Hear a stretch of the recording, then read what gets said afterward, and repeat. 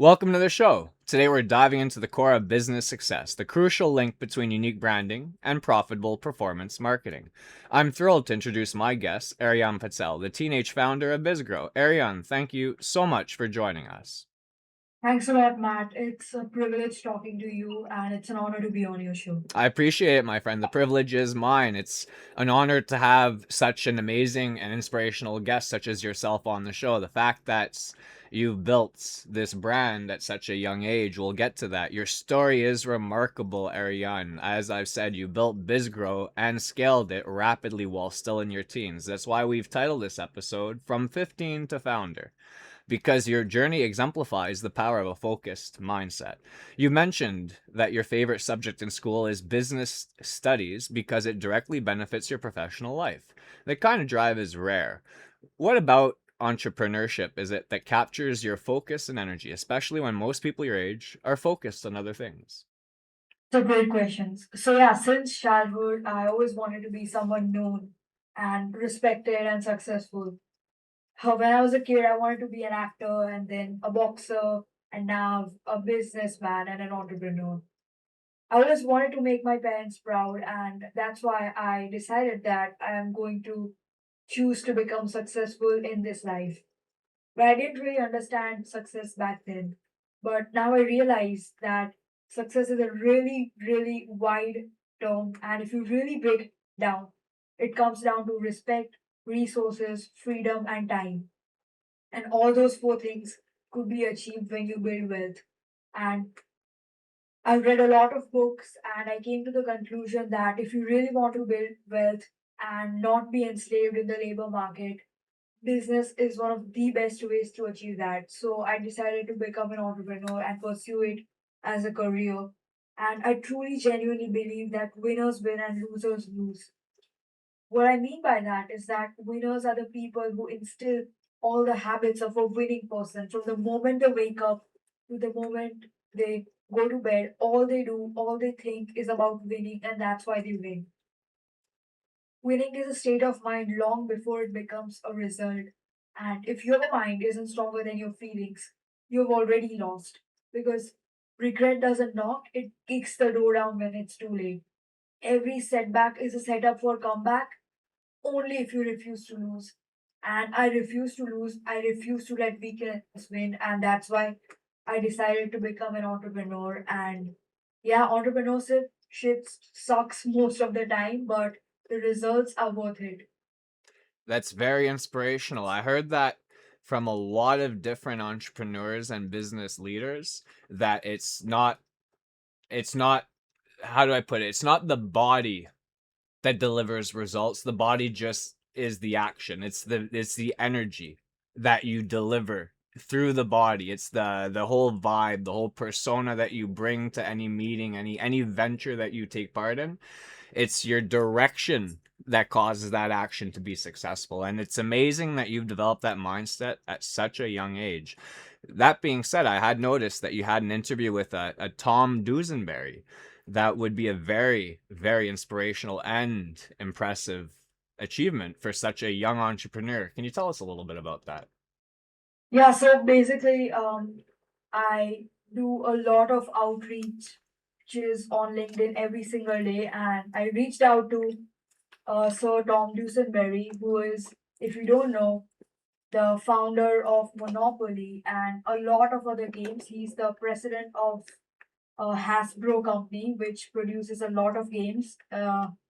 Currently, he works as an esports advisor, and he was one of the initial investors in McDonald's. So, and it was a big thing for me, and I learned a lot of things from Sir Tom Dusenberry, like anything is possible because he went from the loading docks to to becoming the president and the CEO of the company, and he has went through all the departments of the game business, and he has built everything from the ground up. Sounds like that's indeed a story. Well, two stories, both yours and Mr. Dusenberry's or Sir Dusenberry's, of an individual that took their passion, took their entrepreneurial spirit, that driving vibe, and used it to deliver their dream. as a result. That's amazing.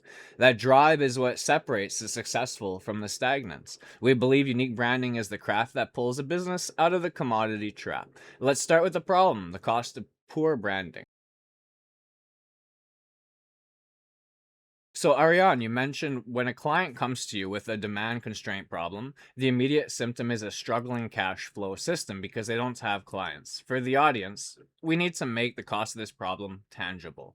When a new founder comes to you with a generic brand, what's the single biggest financial inefficiency that generic look creates for them? Is it requiring double the ad spend, or is it the lower perceived value that prevents them from charging premium prices?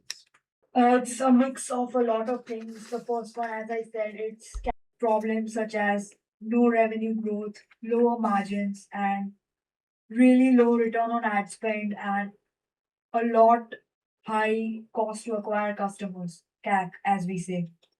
So I want to explain it. Like a business can either be demand constrained or it can be supply constrained, but not both at the same time.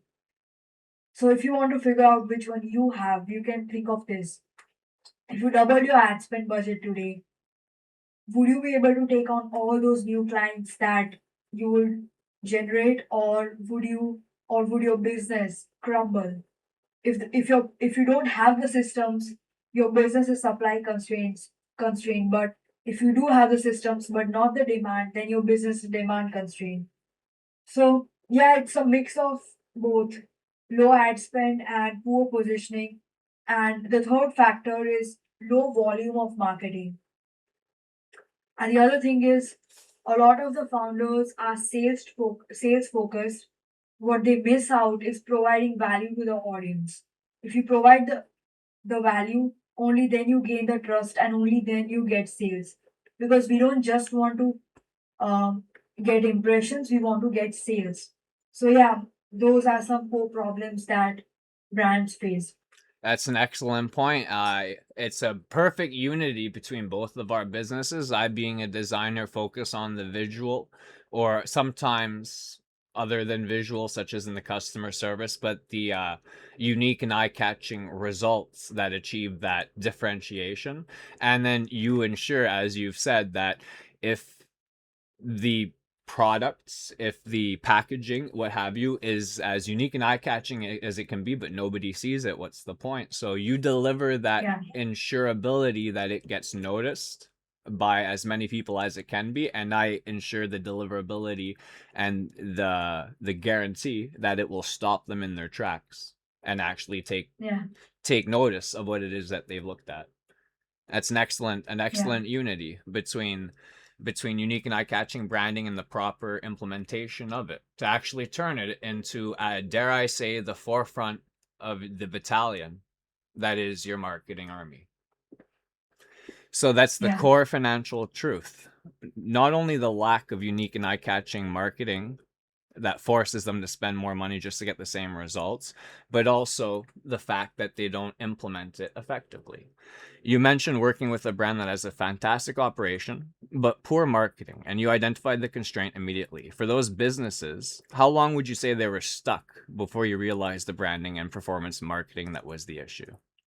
That brand was stuck for a few months, and the founder was really product focused and supply chain focused and operations focused, but he ignored the fact that he needed performance marketing to get the short term cash flow.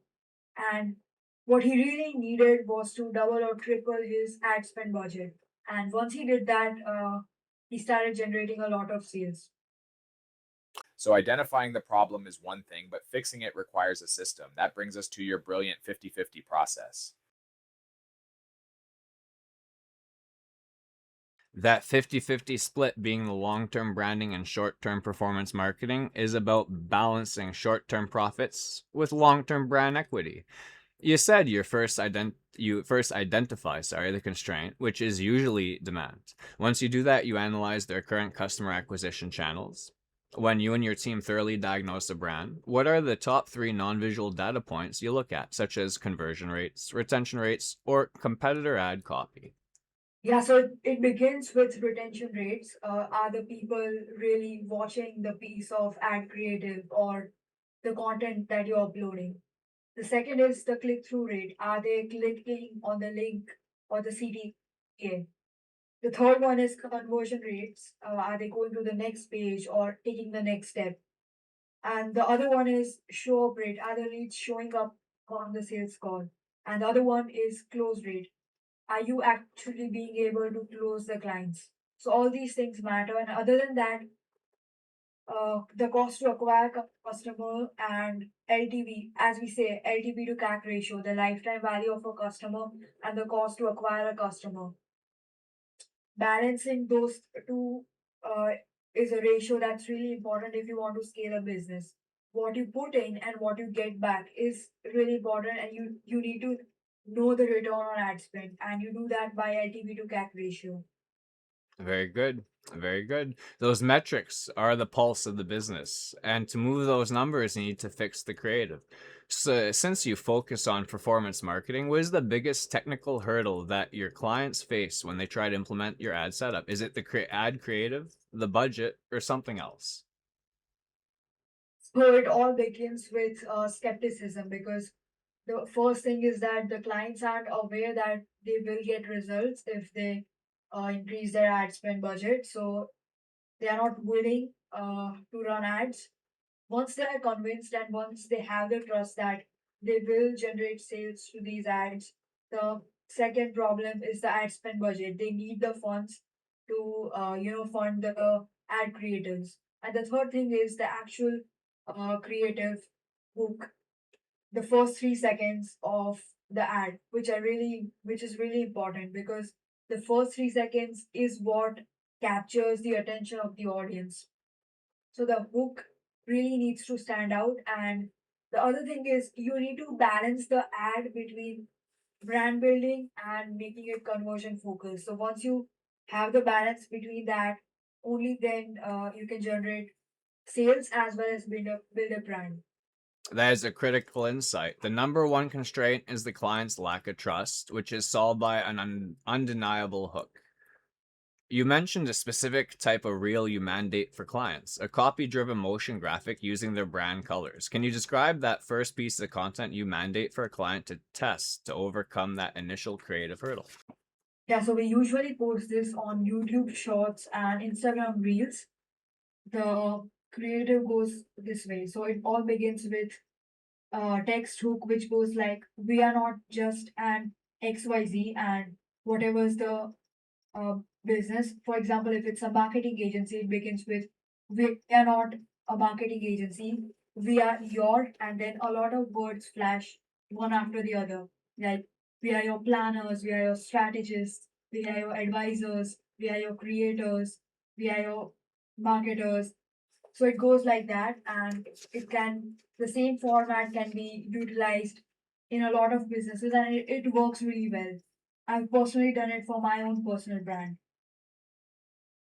That's a great takeaway. Now let's talk about the mindset that drives this. You mentioned the mindset is what matters most. For a founder struggling with branding, what is the one tactical mindset shifting action that you could advise them to take immediately to overcome the "it's just too difficult" feeling? So the first thing is, the more you do, the better you get, and volume negates luck.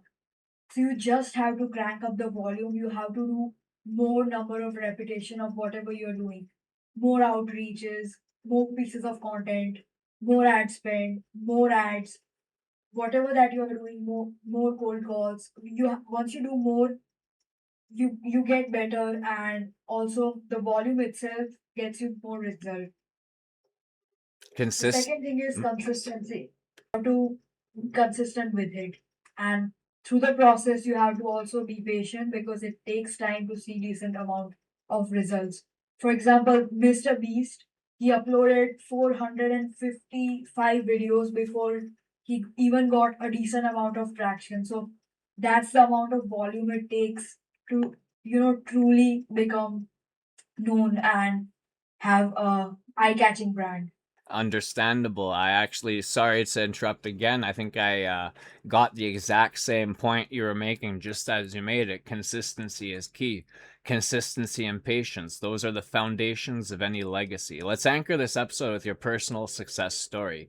You mentioned the transformation from low number clients to so many clients it can't even handle. How did implementing this focus on unique, high quality branding as well as the marketing spread that you implement lead to that massive win for ByzGrow, allowing you to scale so rapidly that you had to outsource the workload? Yeah, so it all begins 2 years back with my drive to make a lot of money. But I realized that the goal was to make money, but you don't have to focus on the goals. You have to focus on the systems. This is something that I learned from the book Atomic Habits by James Clear. You have to focus on the systems. And the system here is business. So I started my first business, where I was selling cakes basically, and I had a really terrible offer, and I couldn't get a single client, so that terribly failed. Then I started a fitness program called Winners Fitness, which also terribly failed because I just got one or two clients. But when I started BizGrow the third time, uh, I had learned so many things by the time that I became more skillful at marketing and sales, that I got so many clients that I couldn't even handle. And I was building my personal brand on Instagram all this way. So, due to virality and some luck, I got so many leads, hundreds of leads every single day, that I couldn't even answer all the leads. So yeah, that's basically my journey from no clients to so many clients I couldn't even handle. That's amazing. Everybody thinks that success is, a smooth upward climb, but really it's not. It's messy, it's ugly, it's chaotic. It's Everyone thinks it's a straight slope, but it's not.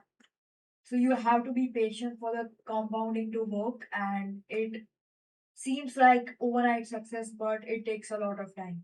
Understandable, understandable. That story is powerful. It shows that when you invest in unique, eye catching design, you move beyond mere transactions and start building a scalable asset. Aryan, thank you so much for sharing your expertise on the 50/50 model and the crucial role of creative quality. Where can our listeners find you and BizGrow? Yeah, so primarily you can find me on Instagram, where we have an audience of 25,000 followers. You can join our Instagram page and learn a lot about marketing, sales, and business in general. And the other place is LinkedIn, where you can find me and you can learn the specific things about business and how to grow your business.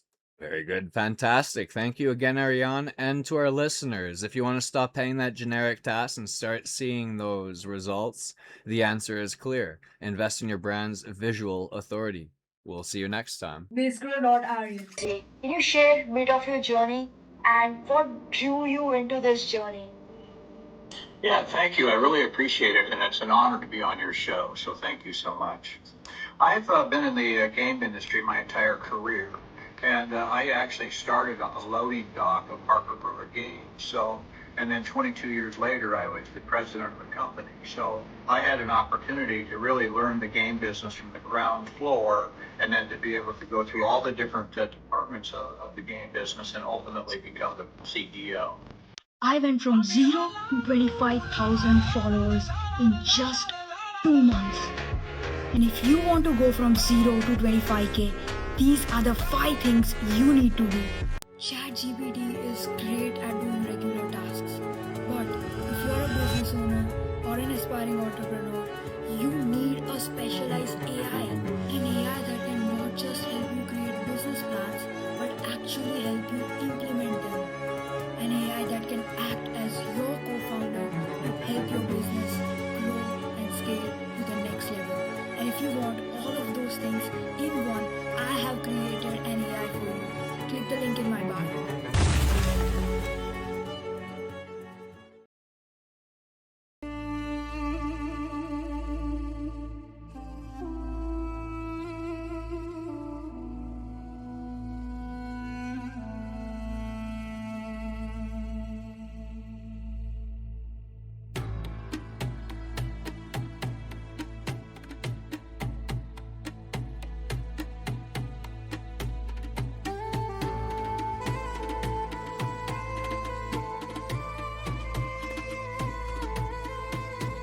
success is a really, really wide term, and if you really break it down, it comes down to respect, resources, freedom, and time. And all those four things could be achieved when you build wealth.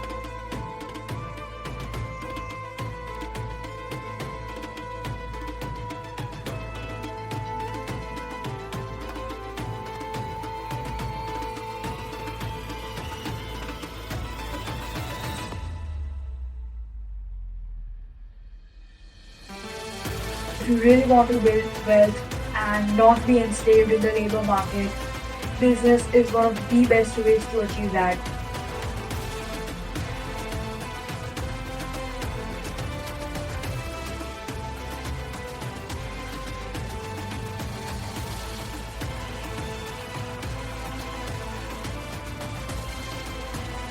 Winning is a state of mind long before it becomes a result. And if your mind isn't stronger than your feelings, you've already lost. Because regret doesn't knock, it kicks the door down when it's too late.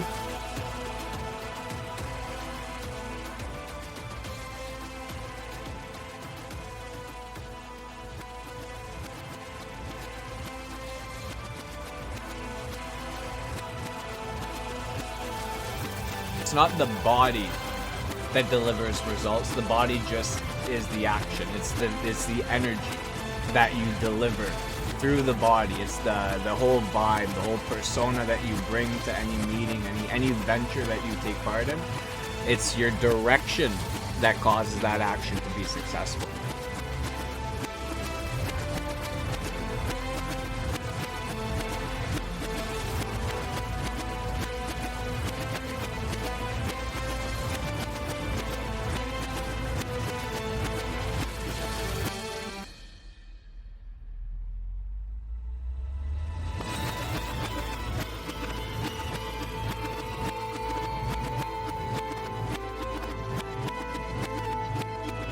We believe unique branding is the craft that pulls a business out of the commodity trap.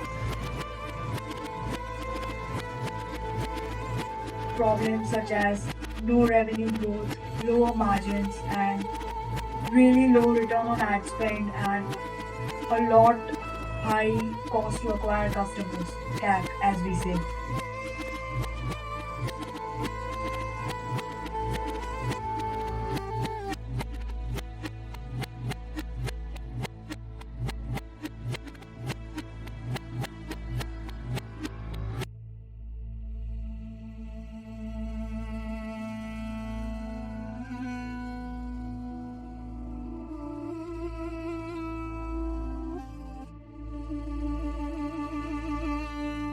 A business can either be demand constrained or it can be supply constrained, but not both at the same time.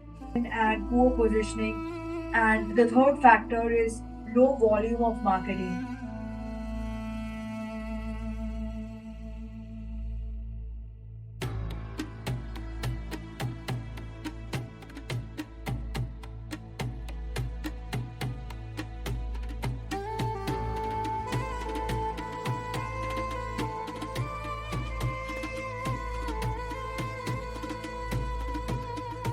A lot of the founders are sales focused. What they miss out is providing value to the audience. If you provide the value, only then you gain the trust and only then you get sales.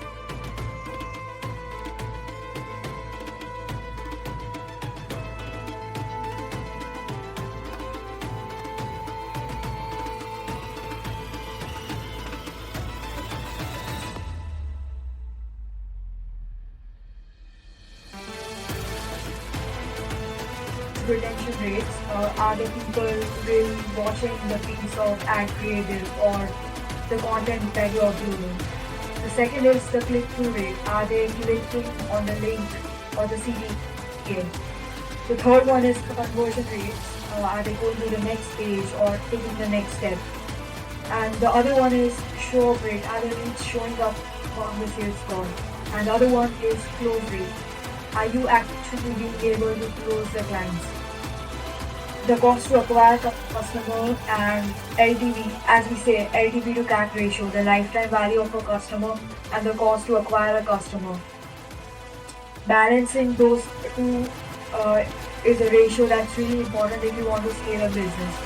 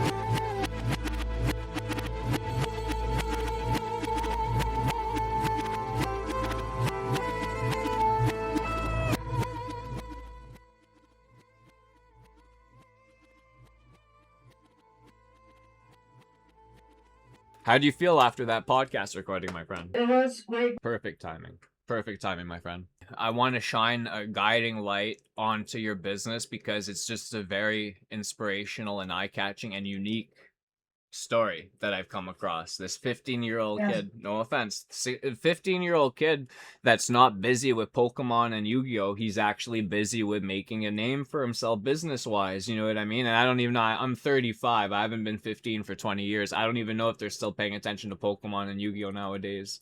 I don't know. You see what I mean? I'm out of touch. I'm out of touch. But so are you in the best ways, my friend. So are you in the best ways. You're focused on things that it's very abnormal for a 15-year-old to be focused on, and that I commend you for. Put it there. I'm commending you. I'm congratulating you. You Thanks. deserve that, my boy. I have schoolwork, and the thing is, my parents actually have set a fixed limit to You the go, amount of work I do on the business because that's funny. they, That they fear that I might drop out of school. you do need that proper education. So I think it's just cute. It's cute that the parents are like, okay, we're going to have to curfew your business practices. You can only get up to 5 clients a month, Aaryan. 6 clients, you're grounded. You know, they start taking your clients Yeah, from you, right? I'll let you go, buddy, and don't sneak out the window and make yourself 3 new clients tonight. They're watching you. Yeah. They're watching, my man.